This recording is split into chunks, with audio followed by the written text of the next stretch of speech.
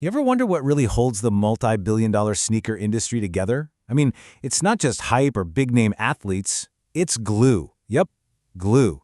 And there's this one company, Infinity Development Holdings, that's kind of become the quiet behind-the-scenes hero for the world's biggest shoe brands. So today, we're going to dig into why their business model is so incredibly powerful and what that all means if you're looking at it from an investor's point of view. I love this line from a KGI research report. It just perfectly sums up what we're talking about today. And it's not just a clever pun, you know? It describes a seriously powerful business advantage. This stickiness is what gives them a deep competitive moat, which makes it almost impossible for anyone else to come in and take their spot. But what does that stickiness actually mean? All right, here's the game plan. First, we'll break down what makes this business so sticky.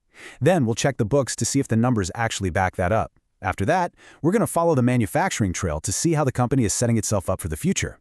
And finally, we'll weigh the opportunities against the risks to get to our big takeaway. So let's dive right into part one. What's behind Infinity's moat? What is it that makes this seemingly simple business of selling, well, glue, so incredibly strong? First off, who are they?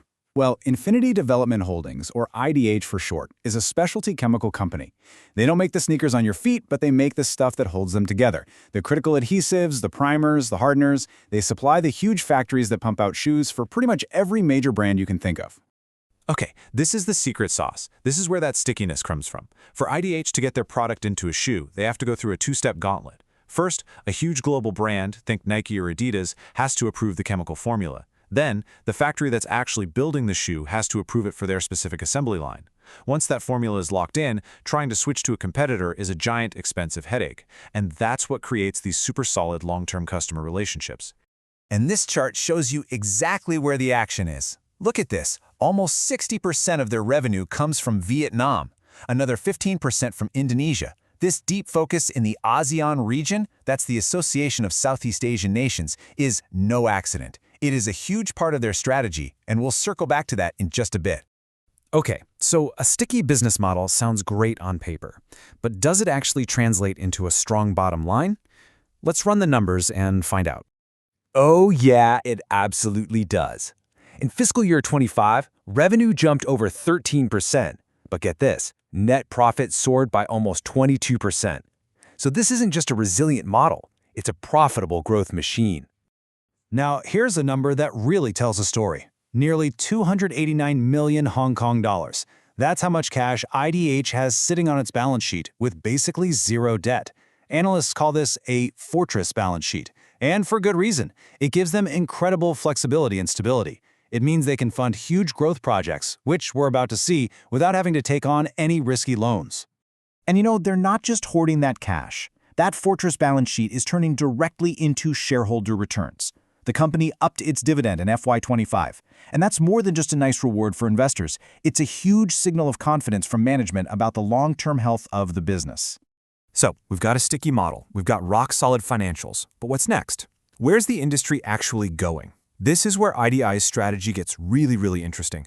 They are positioning themselves right in the path of some massive shifts in global manufacturing.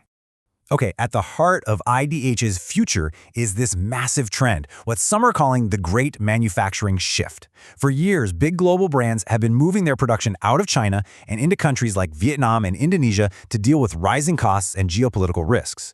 And listen, this isn't a temporary thing. It's a deep, structural change in the global supply chain.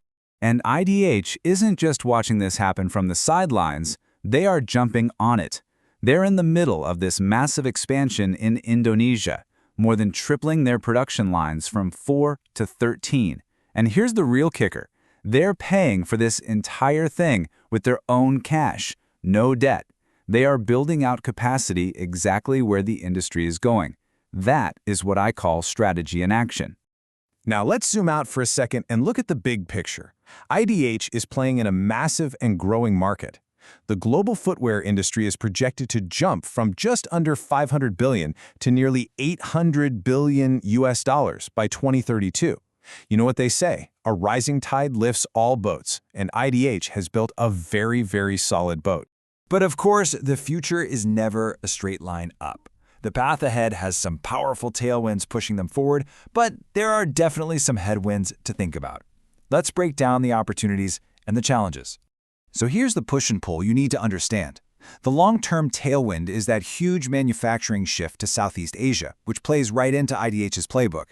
But the short-term headwind is also very real. Global conflicts are jacking up costs for everything: energy, shipping, raw materials, and that could definitely squeeze their profit margins for a while. And if we look even further down the road, what's the next big frontier? Well, management sees India as a huge potential manufacturing hub in the future. Right now, it's only 1% of their revenue, a tiny slice. But for an investor, that represents a really interesting long-term growth option to keep an eye on as these global supply chains keep changing. Okay, this brings us to our final section. We've talked about the good, we've talked about the challenges, so let's wrap it up by summarizing the key risks and boiling this all down to the main takeaway. No investment is a sure thing, right?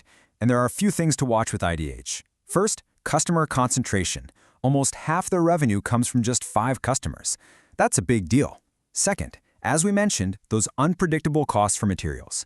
Third, they're tied to the ups and downs of the footwear market. And finally, there's always execution risk. They've got to pull off that big Indonesian expansion smoothly. So, we end right back where we started. The big question for Infinity Development Holdings is this: is their incredibly sticky business model with those high switching costs and deep customer relationships, is it a strong enough grip to navigate what is, let's be honest, a very slippery and uncertain global economy? That, right there, is the essential tension at the heart of this whole story. This content is intended to serve strictly and only as an informational, independent, objective summary of recent events and should in no way be interpreted, construed, or relied upon by any party as inside information or financial advice.